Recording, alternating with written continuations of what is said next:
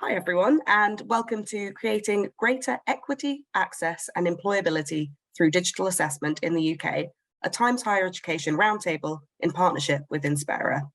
My name's Julia Gilmore. I'm the Branded Content Manager for EMEA and the Americas at THE, and I'll be chairing today's discussion. Please note that a recording of today's discussion will be available on demand, along with a summary article on the Times Higher Education website in due course. Should you wish to revisit the discussion or share it on social media or with colleagues, this is something we very much encourage. So university students' needs regarding qualifications and assessments have shifted in response to institutions' digital transformation and a rapidly changing employment market. In this discussion, leaders from university and industry will exchange knowledge and best practice about how to best respond to these new and fast-changing strategic challenges. So I'd like to begin by asking, how do you set the key criteria for an assessment model that enables all students to participate? And this is the point where I pick on someone. Ishan, maybe if you want to get the ball rolling. Sure. So my perspective is that I work at Inspera and have done for the last couple of years, but prior to that, I worked at a university where I was in learning and teaching, and prior to that in a subject, and then in a profession before that. And I think to get it rolling, I think there's the appreciation that it is incredibly difficult whilst being very, very important. But also the question of what is that equivalence, what is parity, what should be offered, what can be offered, is something that is a struggle for all of us to ensure that we're capturing the right ambit of what it is that we're trying to solve. So I for one, don't think it's something that's easily solved, and I don't think anyone around the table probably would. Hearing how people are doing it is, I think, interesting without judgment to understand what is taking place. So Nigel, you're at the top of my screen, so I'm going to pick on you next. Well, it's an interesting point. I just want you to just re-clarify the question, please, for me. Maybe would be more helpful. So the question is, how do you set the key criteria for an assessment model that enables all students to participate? So what is the role of digital assessment in creating greater equity and access?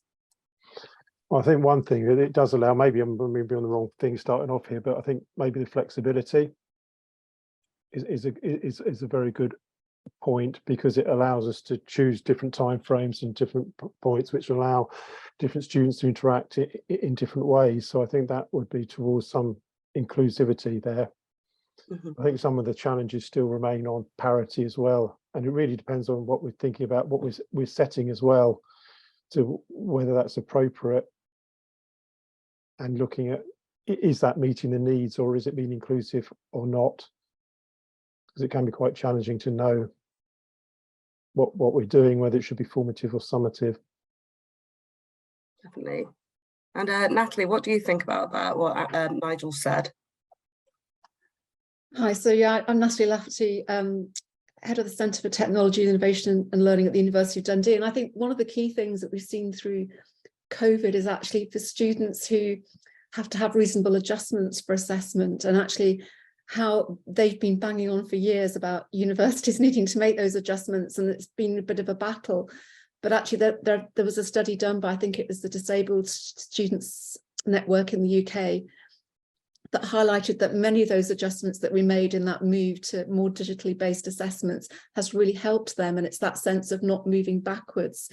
And I think we're seeing more students emerging with needing adjustments around assessment. So it does really, I think, lead into that, well, feeds into that previous point about inclusion and making sure that it is an equitable experience for all of our students and learners, and that we take account of those adjustments that need to be done. It's not something which has to be a struggle.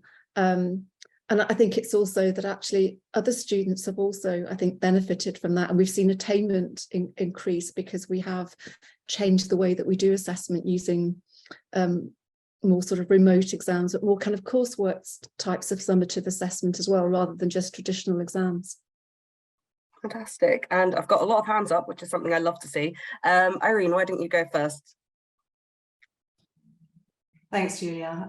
Just following on from Natalie's point, so Irene Katori, Associate Dean, Education Quality and Student Experience at the School of Health and Psychological Sciences at City University of London.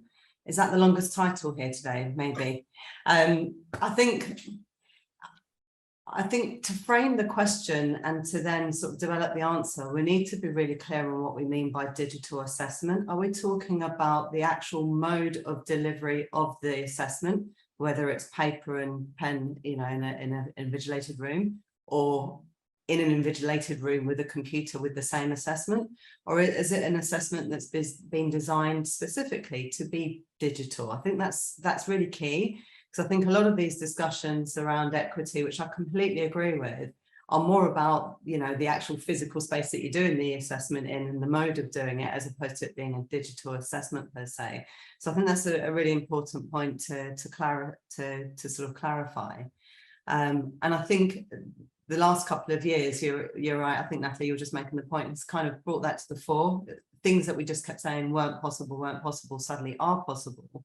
And to slingshot back into where we were doesn't feel, well, it's not right to the students. It doesn't serve that sort of parity issue. And I think we need to do a lot of catching up and sort of getting ahead of the curve. I think we're sort of slightly behind the curve on that. But yeah, I'll leave it there and others have their hands up as well. Fantastic. Rachel Ann. Thank you. So I'm Rachel Ann Knight. I'm Professor of Phonetics, and I won't do the whole school name again because it's the same as Irene's. So I'm at City. So yeah, I think Irene's point's really well made about exactly what we mean by digital assessment. I do think whatever we mean by it, that, you know, inclusivity by design is what we want. So trying to avoid those reasonable adjustments as much as possible, I think, is where it's got to be. And we're doing that a lot better, I think, now in teaching. So things like, you know, lecture capture for everybody, captioning for everybody. And I think then the question is, what does that look like in assessment, and how can digital help us? So things like inclusivity in relation to, for example, being able to change your font colors and increase the size makes a lot of sense, but also thinking about other ways that we build in inclusivity. And that really does depend, because I think we all had this experience in the pandemic where we put lots of exams online, and for lots of students that was very inclusive, but it's not particularly inclusive, as we all know, if you are in a shared space or you don't have good Wi-Fi design. So I think obviously it offers a lot of ways we can be inclusive by design, but it's about the breadth of that inclusivity, I think, that we need to consider. Fantastic. And Melanie, I'm going to go to you next. Thanks. Morning, everybody. And my name is Melanie Curry, and I'm Deputy Dean at Nottingham Business School at NTU. And I think the comment I would make, and building on what others have said, is that we were in certainly a moment where we had to move very quickly and do the kind of digital assessment. And I think in the COVID year, one of the interesting things was we were super generous about those online assessments, and we thought long and hard about it, but for access reasons, for people not having maybe, sharing technologies, because there was surprising amount of digital poverty amongst the students. And so we were really generous and gave 24 hours for the online assessment.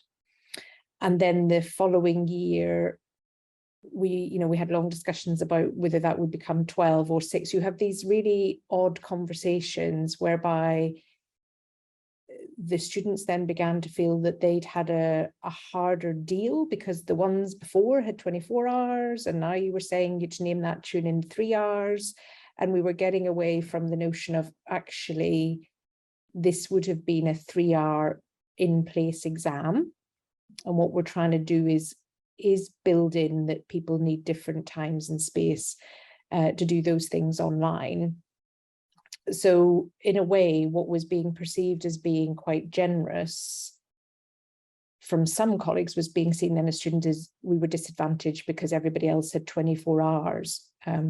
So those are interesting discussions, I think, because what we were faced with was the sense to which everybody was doing the best they could in a certain situation, and there was no right or wrong answer. So we had different academic schools within the university they would be doing 6 hours or 9 hours. Then the students became like, oh, in the law school, they have this, and in social sciences, they have that.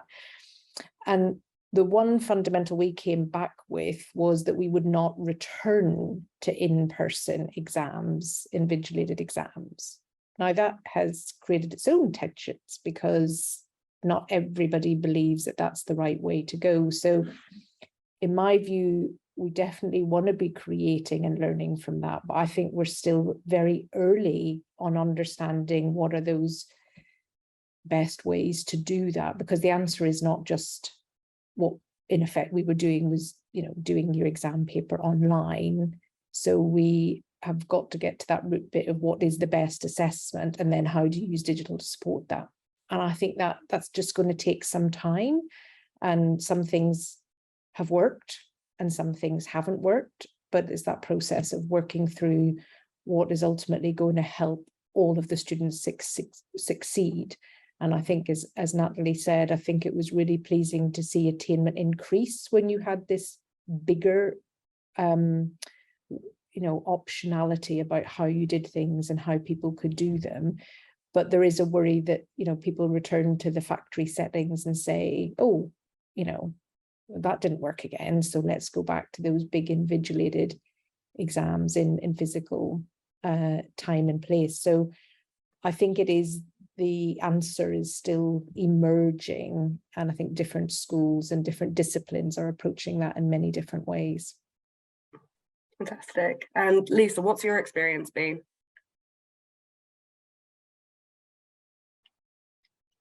Lisa, I think you're on mute, unfortunately.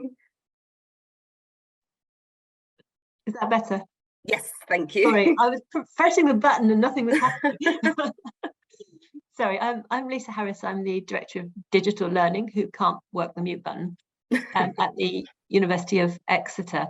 And I was chiming very much with what Melanie was just saying. I think that the danger is that, we sort of rush to put things that were held in a room online, without perhaps thinking more fundamentally about, was it the right thing we were doing in the first place?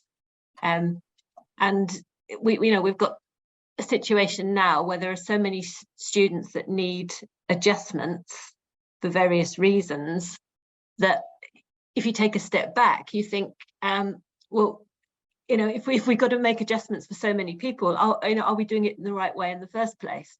Surely we should be thinking about redesigning something so that it's suitable for everybody, and no one needs specific adjustments, or very few people need specific adjustments. But I think that's all very well for me to say, but in practice it's a huge mindset change, really. And at Exeter we've just started a project called Better Assessment, which is trying to grapple with these issues.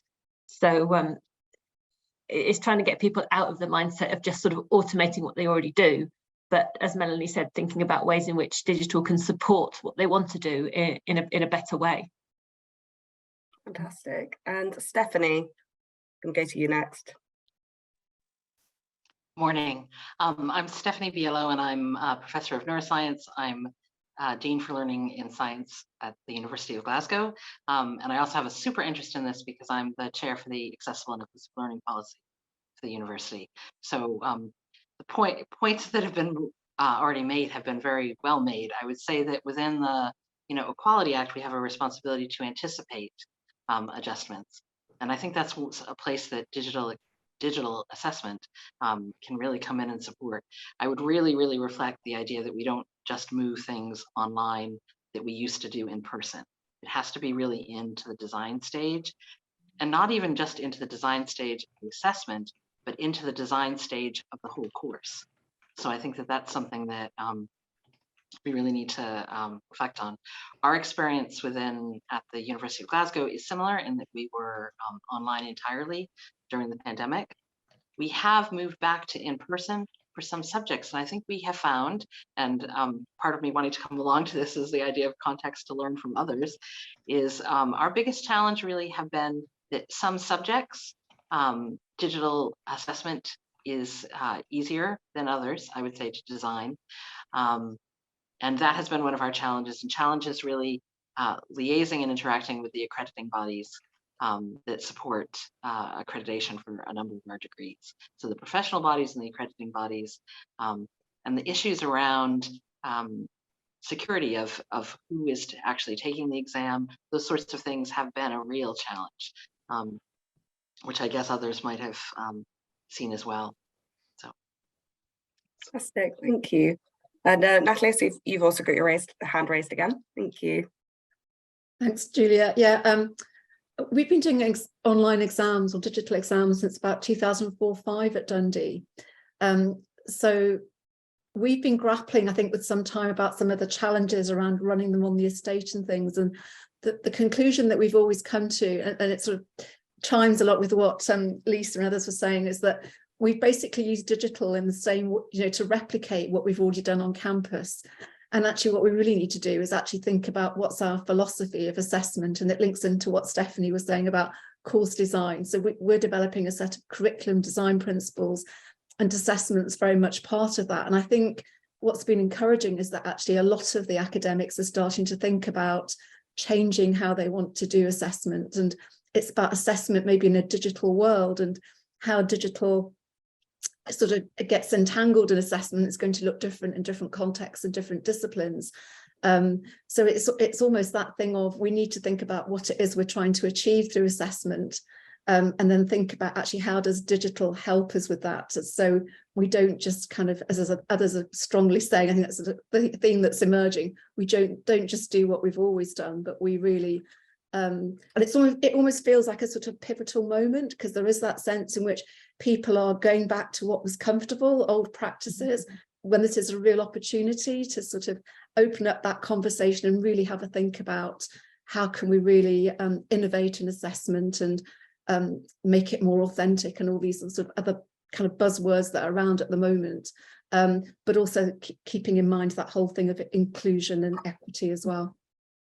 Definitely, thank you. And Lorraine, what's your experience been?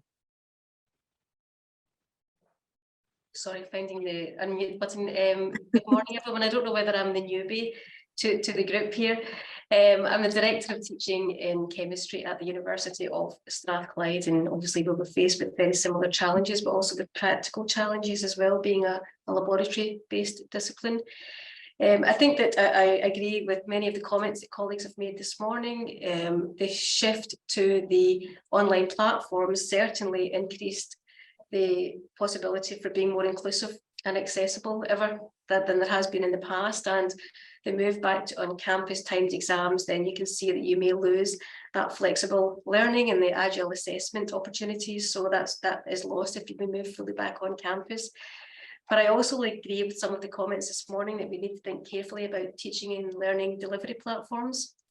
For the accessibility and inclusivity is very good. However, the student voice was very clear last year about they felt overloaded with respect to the material, the way it was being delivered, how they had to adapt to learn to digital platforms, and also the time that they would take to respond to an open book online assessment. They were very challenged by that, and that's mainly because many of the assessments were just literally using a digital platform as a virtual examination desk. So it wasn't designed or intended to be delivered in a virtual way. So I think that shifting exclusively online is not the best approach for all subjects. And I think we have to all be very aware of the increased, I hate to use the word loads, so I'll move away from that, but the increased commitments that staff have across many different aspects of our role, and also the increased commitments that students have, particularly with the cost of living crisis. Many students have to work, so asking them to do more in this arena is really not appropriate at this particular time, or perhaps at any time.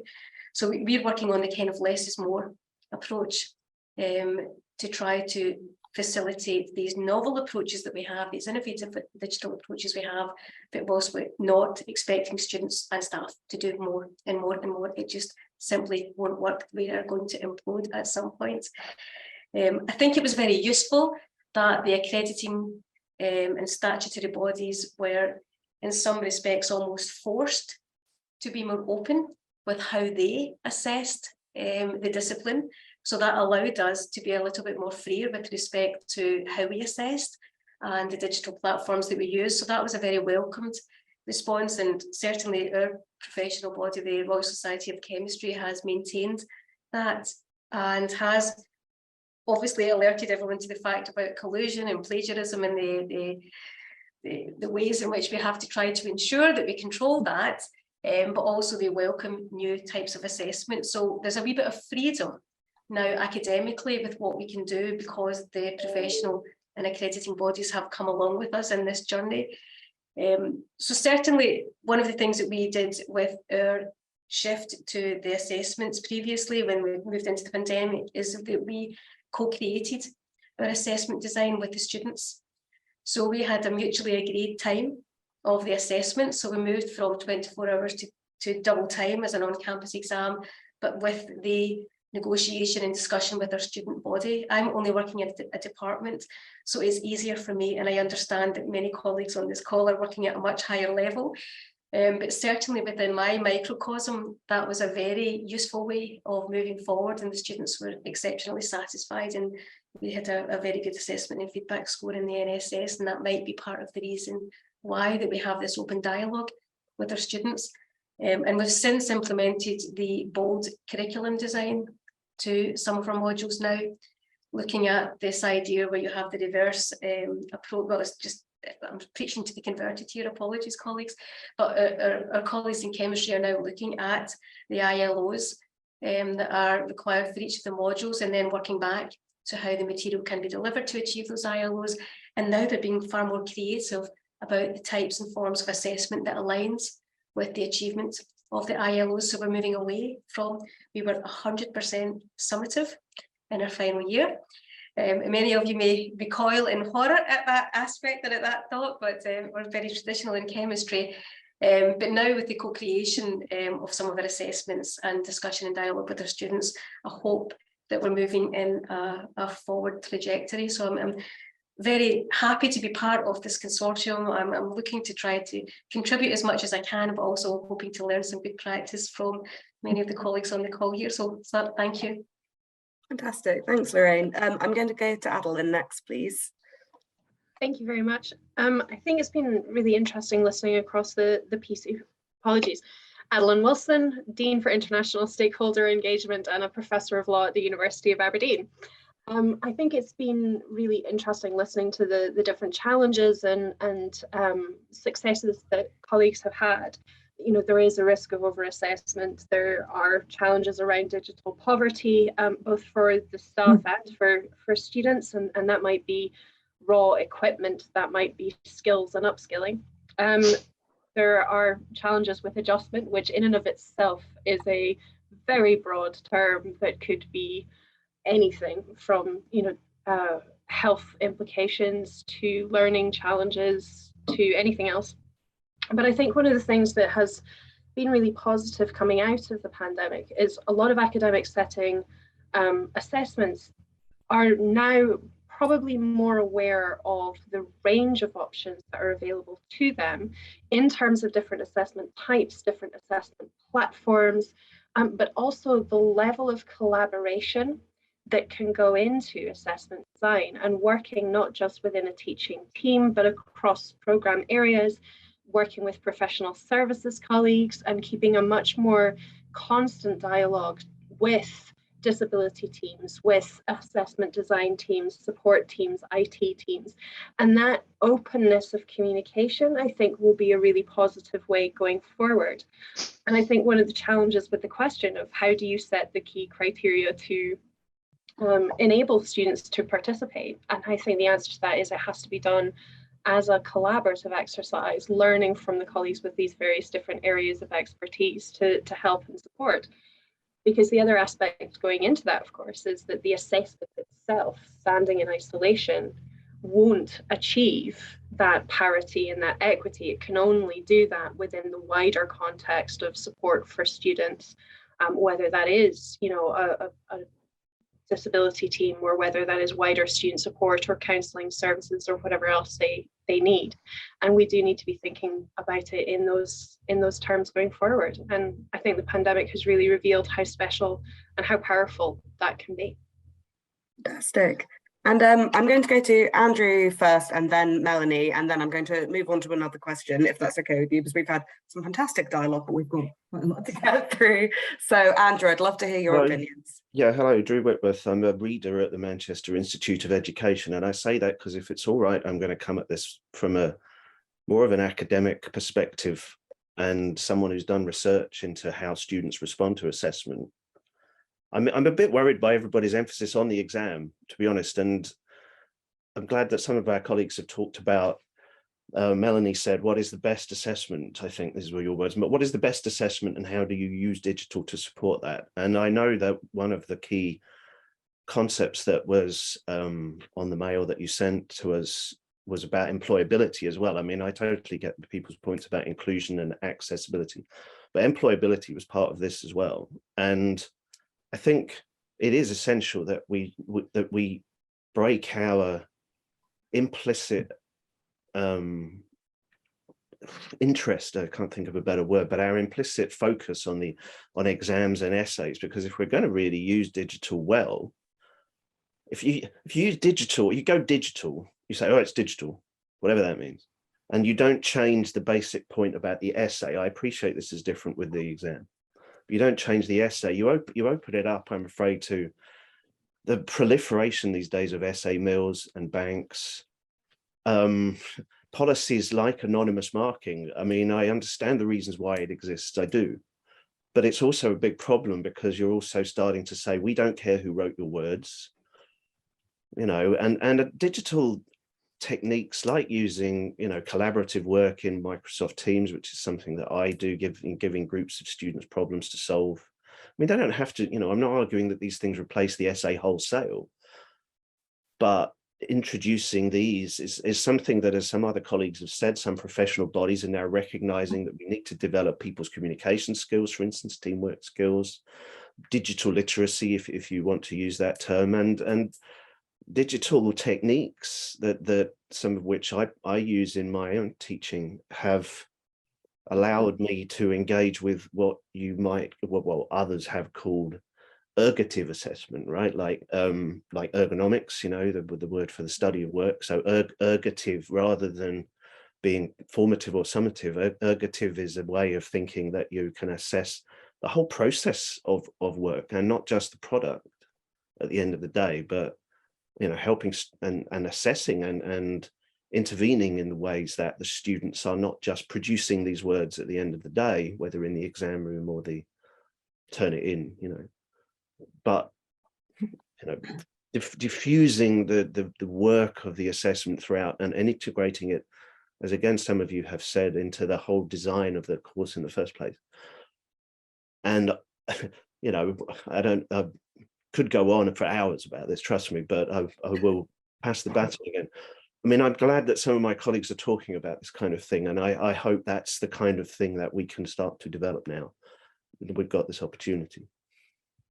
Fantastic. Loads of interesting points there. Melanie, what would you say to what Drew's just talked about? Yeah, I mean, I would agree, and I mean, I'll make a quick comment because I'm conscious you've got other questions. I mean, I think the challenge is I'm not a fan of an exam. I mean, in terms of we're a business school, 8,000 students. I've heard all the arguments about professional bodies and so forth, and but you know, we've basically banned them, and because in a way, and I'm really interested that Natalie said they've been on that journey since 2004 in digital.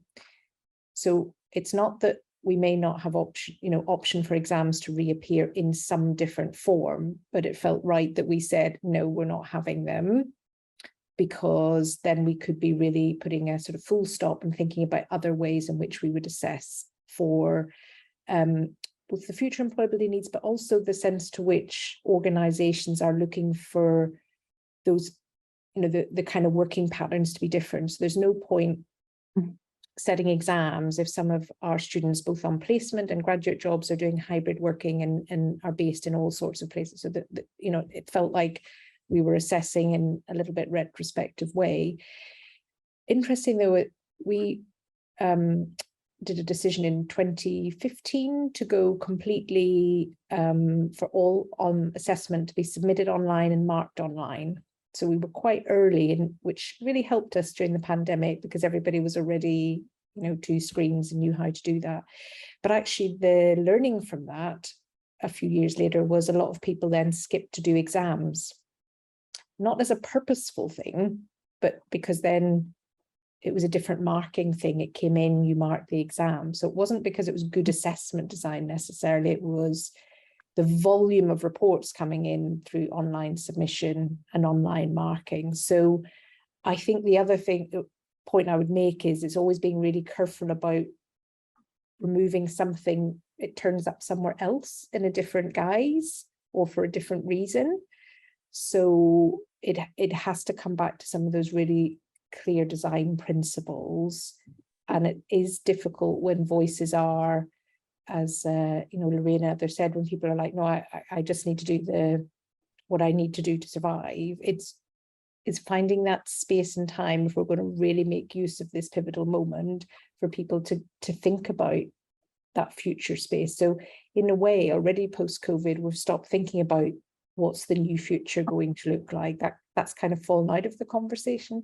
So I'm a big advocate for not letting that door close and thinking we really owe it to our current students, but our incoming students who are much more digitally savvy to really think about that future space.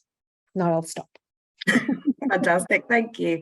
And as a few of you have mentioned, we're not only here to talk about access and equity, we're also here to talk about employability. So my next question is, how can you embed, for example, skills education into curricula and assessments to maximize student employability? Because digital transformation hasn't just been happening in the university space, it's been happening everywhere. So how do you best teach this to students? And what does this look like for different subjects as well? I'd be really interested to know. Stephanie, you've got your hand up, so you make it nice and easy for me.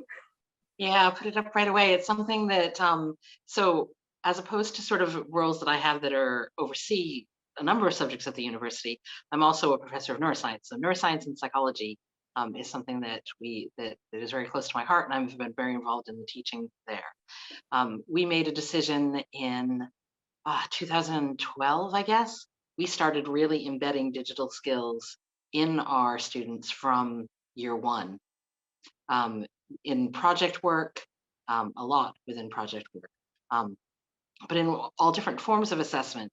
And it's been so interesting to me to see the skills that we are, the students completing end up with is absolutely amazing, such that we have an internship program at the university, and there was an internal ad for a data analyst, a digital data analyst, and out of the students who applied, it was a psychology student who got that. And it was because we had been embedding those skills from the day they walk in the door.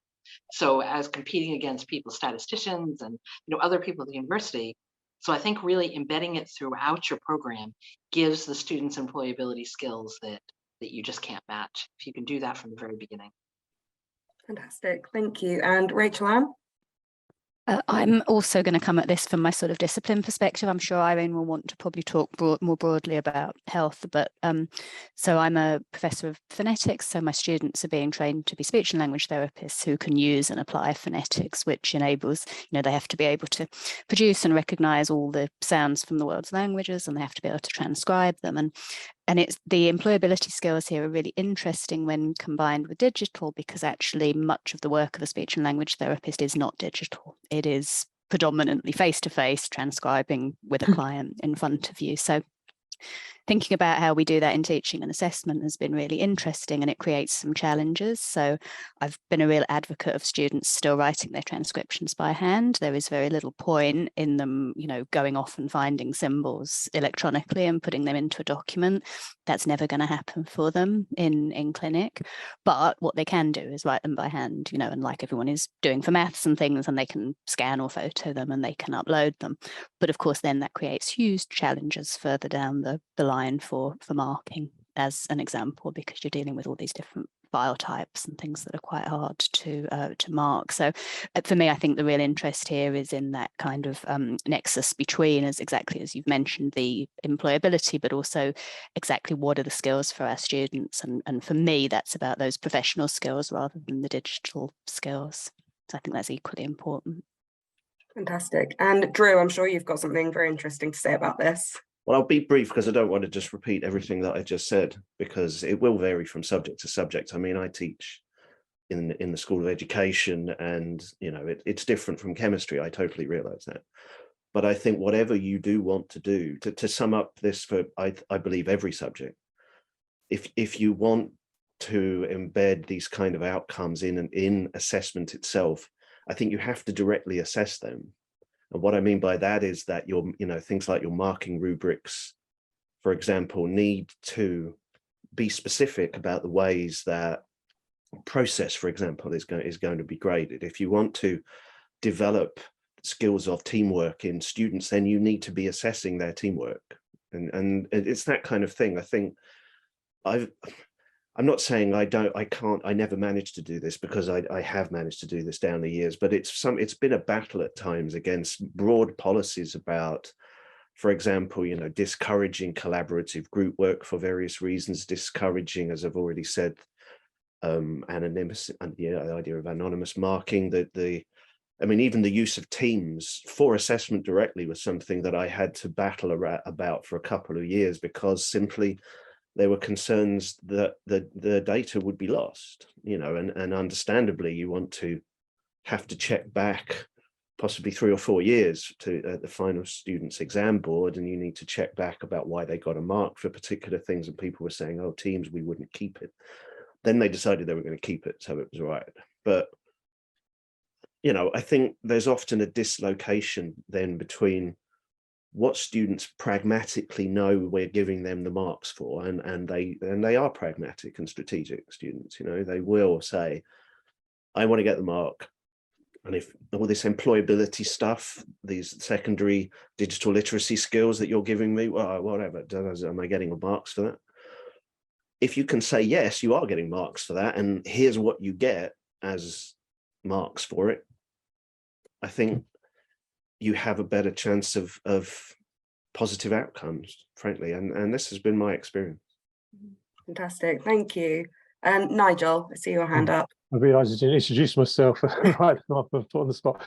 Yeah, I'm Nigel Page from Kingston University. I'm the Director of Learning Teaching for Life Sciences, Chemistry and Pharmacy. I mean, when the conversation develops a bit later, I completely picked up on Andrew's point about alternatives to exams, and I know a lot of it, he rightly pointed out, a lot of the focus did seem to be concentrating on exams, but actually the COVID and post-COVID has made us completely rethink that, to actually the digital way forward is actually looking and replacing alternatives to exams, and that's really what we're trying to drive forward to. We do have some constraints because we do have our Royal Society of Chemistry as well, which does seem to be quite traditional in wanting to have exams, and we have pharmacy with regulatory bodies, but where possible we are trying to move away. So I guess looking at alternatives and some of these skills you can't assess using exam, team working, communication, a lot of problem solving, you can't actually physically do that. And it's also about getting that balance between knowledge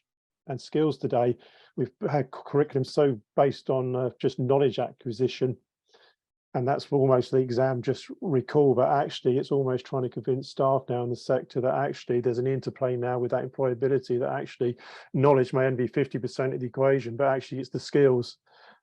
And if you're just going to rely on exams and traditional forms, then you can't do that. So I know people are looking at all kinds of things. We get people look at web pages. We're trying to get students to do short video presentations, working as teams together now, blogs. So that there's a whole host of different ways to try and move away from the simple, even exams or simple essay writing now, which is open to actually when you're talking about the integration inclusion. A lot of these things, particularly in some groups, are open to plagiarism and collusion in the past. Thank you. And Natalie? Yeah, I think it's about, students do assessments that go into the black hole of Turnitin that never see the light of day again and never read by anybody.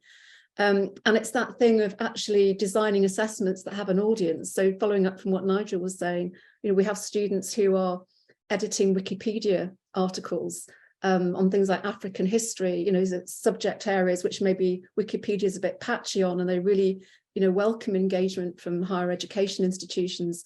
And it's the skills that they learn as part of that. I do a special study module with students, medical students, where they design a digital learning resource.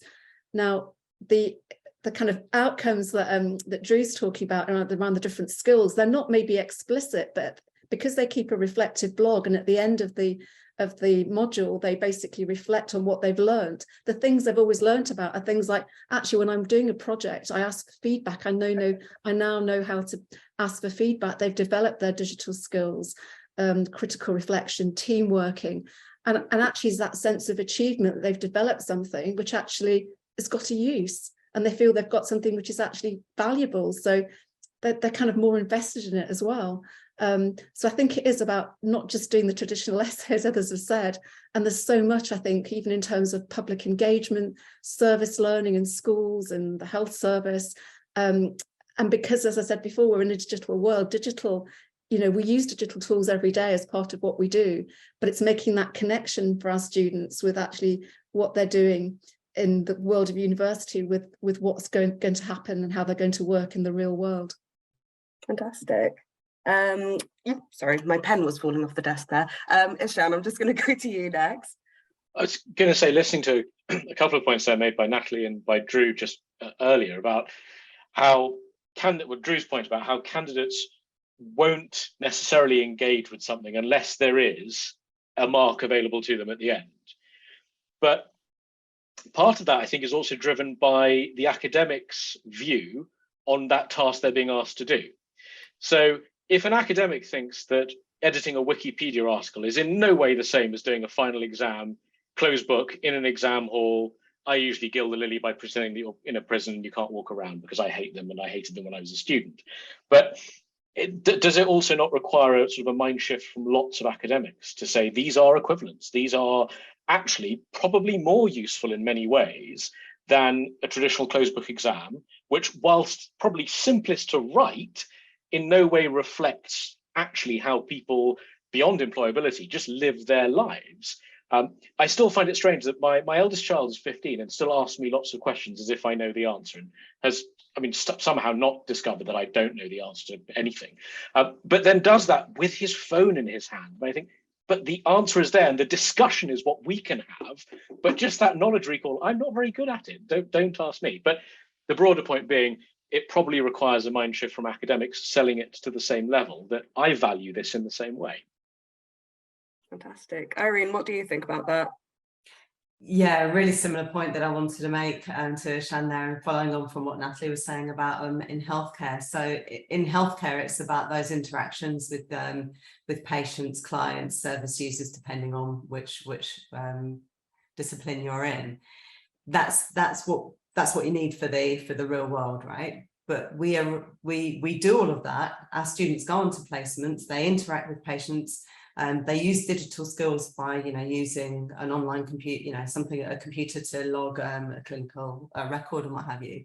But then we fall into this traditional exam mode at the end of the year, because that's our comfort place. It's what the PSRBs require. And I'm going to put that in inverted commas, because actually when we've pushed back, or COVID has shown that they trust us on the whole as educators to assess in the most appropriate way, but it's become written into the narrative somewhere that the PSRBs require something in a certain form. I know that's not true across the piece. I know that some PSRBs have very strict requirements, but it is about that sort of cultural shift of, what are we assessing and why? And actually, it's okay to not have that big end of year exam. And the last thing I wanted to say is I think there is an element of peer pressure. So in this room, we're here with it because we've obviously either got a keen interest or we are looking to put things online and what have you. But there's so much peer pressure with colleagues or universities or other schools that have gone back to in-person traditional, and therefore that's the most robust way and the only way, and therefore somewhat intimating that if you're doing it online or doing something different, or not having any exams, that somehow it's not quite as good. And it's changing that narrative to sort of free up this opportunity to not sort of go back to those traditional exams. Thank you. And Lisa, what do you think about that? Yeah, I really just wanted to echo what Ishan was saying about mindset change. And it isn't just exams versus other methods. I mean, even within other methods, there's still lots of tradition, like, you know, the volume of words that's expected. You know, it's got to be X thousand words for this or X and Y thousand words for that, rather than a less is more kind of one-page summary, for example, which might be a far more useful employability skill. So if we can get the kind of language around assessment expectations updated, I think that would help with the mind shift, and get people to get away from this sort of marking by weight, weight of words, which is, which people would never be expected to do in the workplace. They would never be asked to write a great long essay about anything, I'm sure. Thank you. And Melanie? Yeah, no, I just wanted to echo a couple of things people said, and I think particularly that sense to which there's a lot of myths in this. There's a lot of strongly held myths and beliefs. I've had a number of conversations with people saying, if students haven't evidenced an exam on their transcript, nobody will employ them. I was like, well, how are they, where do those come from, those sort of held beliefs that they won't somehow? I think the challenge is also, of course, that expectation that currently GCSEs and A-levels are still all, pretty much exam based. So, it would be really nice to think we could all shift in unison in a way to, and I know there's some trials with doing those digitally. But I think there is, in terms of anything that you do differently, because we do a lot of experiential learning, we do a lot of things that are about people doing activities, whether it's volunteering or internships or international study or working with voluntary agencies. And we had quite a lot of challenge when we wanted to equivalence those to academic modules, because it was, well, that's not the same. So what the answer was, well, we need to put lots and lots more assessment in for those to be worth the same as being in an exam. So I think it is, the people on this call and all of those, I think there's probably more people of a similar view than there is people thinking, oh, I want to hold to this. So I think it's both behaviors and mindsets, but also there's an element of fear because you're going to change something. The same when lecture capture went on. A lot of people didn't want lecture capture, but the students wanted lecture capture for good and positive reasons. So I do think that it is kind of behoven upon us to kind of have those conversations and really try and understand what is behind that, that strongly held belief that there's only one way and one approach to do that. And I did frivolously put on the chat, it's with every challenge there is an opportunity, and I do think there is an opportunity to to really think about the students' education for the next 5-10 years. And employability for us has always been about being reflective learners and writing lots of reflective pieces. The students don't like it, we have to write it at every level, but actually that's a really nice asset for you to leave with, and a really positive way in which you can think about all of those things that others have said, how you can connect some of the bits of learning in a way that's not obvious when you're just doing lots of sort of siloed assessment. Fantastic. And Adeline, do you agree with what's been said about shifting mindsets? I do, and I think it's important that is, sometimes that's the student mindset and a degree of nervousness that they're being examined or are assessed in a way that they've not seen before, and they may never have written a blog, and now we're asking them to write a blog. And it's that messaging that actually this is an upskilling thing, that you will be looking to do this in your life, in whatever practice you go into after you graduate. And I think there's that messaging part is internally as well, because one of the things that might be holding back those academics who would love to throw out the essays and exams and take on all of these new and exciting models that might be far more like what students will be doing after they leave us and they go on and graduate, is we have all of these structures that might be in place around, your workload might be tied into the number of words in an essay that you write or the number of hours in an exam. You might have your quality assurance structures might just assume that these are the models that you're going to be having. And so there's an internal messaging question as well within those structures that may or may not be more flexible depending on the circumstances any particular academic finds themselves in. But what we need to do is see this as the goal that we're looking at. And there's a boldness that we need to be taking as individuals and across the sector. And, you know, the first time that you introduce a blog instead of an essay, that is very scary, and it might not be perfect, but, you know, we can tweak and we can adjust, as we've done all the way through educational history, to make sure that the models that we get to are the ones that we want and that best serve the employability of our students. Fantastic. And Drew, what's your opinion on this? Adeline is absolutely right. Students do get nervous about things that they haven't encountered before, but that's why if you integrate the assessment into the design of the whole course, then, you know, you work them towards that. You know, you give them the chance to practice this. I mean, I don't just chuck my students into a Teams channel and go, right, you know, come out of that with an assessment. You know, they have icebreaker activities. They have the chance to practice and get formative feedback on not, you know, on their use of Teams in my case. So it's, you know, it can be done. It can be done, but it does, you know, it does take time, and for students and academics alike, you know, there is, I think, a sense of nervousness, and do they get allowance for in their workload about all of this? But it can be done, but you need to think about how you're going to introduce everybody to these new techniques. Thank you. And I've seen in the chat that Lisa's been saying that some of her students were quite angsty when they were asked to produce a one-page poster. So was that because they hadn't produced this before, or because it was something that was so different? Yeah, thanks. I was just starting to type a reply to Ithan about that. I think it was both, actually.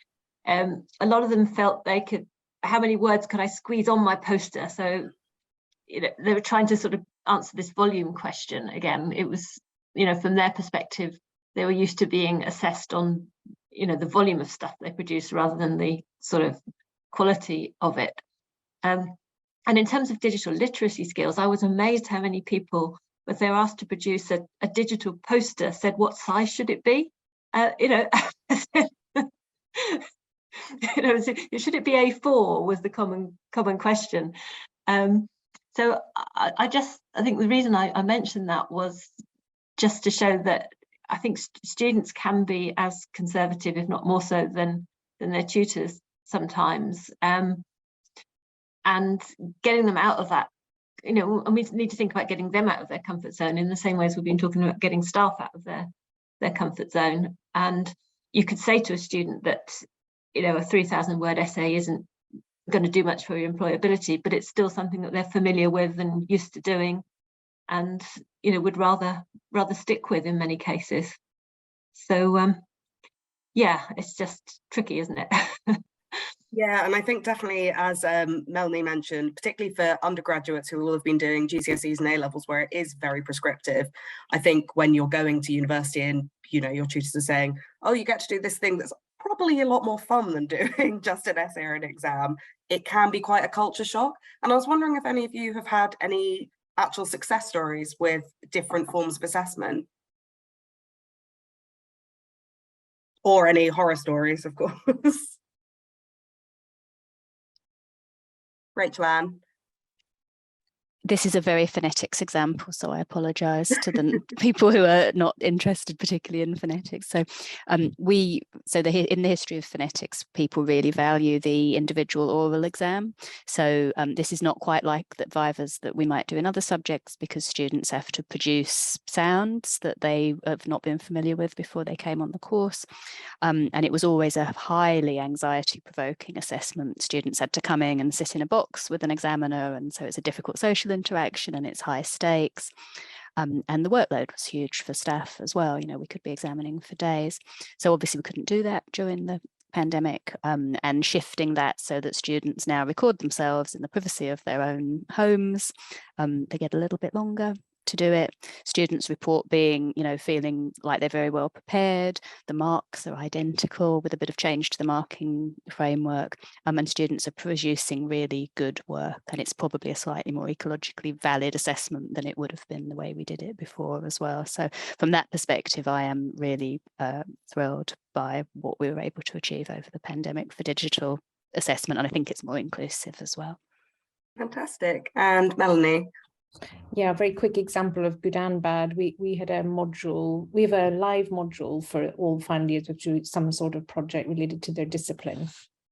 And we brought in one that was about carbon literacy and greenhouse gases and training them to be consultants in that kind of sustainable arena. And these were business students, and the amount of negative feedback about that module and why would I do this, and this is wasting my time, and I just want to do like an actual module. Anyway, we persevered.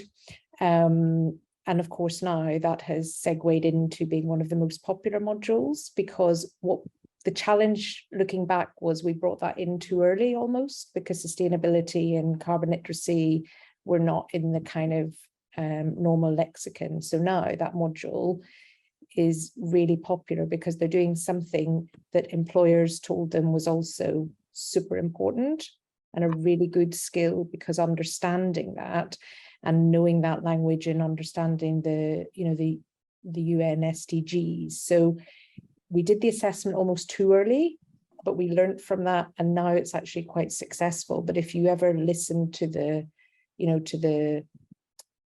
if you were told that the student feedback drove everything, then you would have had to have taken that module out on the level of negative feedback originally. But sometimes you have to kind of go through that pain bit. But I think it was because it was doing something different to other students, so they felt uncomfortable and the subject felt uncomfortable. So we had probably got those a little, you know, needed to align those a bit better. So bad turning good. Fantastic. That's what we like to hear. And Stephanie, what's your experience been? Yeah, in a course that has to do with sleep disturbance, we moved from, you know, sort of strict exams where the students would be regurgitating all the different sleep disorders and how you would recognize them, their symptoms and their treatment. And we went to collaborative case study reports. So the students worked together and did some elements of that digitally, their work, and they collaborated on an output, on a report on an individual case study that we would give them. And that worked super well. There was a lot of resistance to it at the beginning from the students because it was something they weren't familiar with. And one of the things that we found that really supported it was that when they had to work in teams, that we gave them the proper scaffolding. We gave them an indication of these are the types of roles in a sleep clinic where people might be contributing. So pick one of these roles and to help them structure their group. And then once we did that, we had, you know, just really great feedback. We have had some, you know, there's some challenges with working within groups, but then that's the real world. So it actually contributes, I think, to the assessment design rather than being a flaw. Fantastic. And Irene, I'm going to go to you for the closing words. We're nearly at the end of the hour, sadly. I'll be really brief. So in the MSc for clinical optometry, so my background, I'm an associate professor of optometry.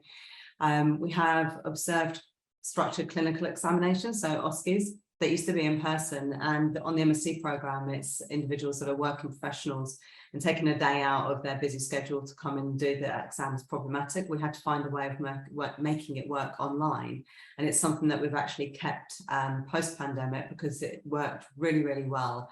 There were a lot of teething problems, but things like having actors acting as patients, the examiner sits in the Teams room or Zoom room and turns their camera off.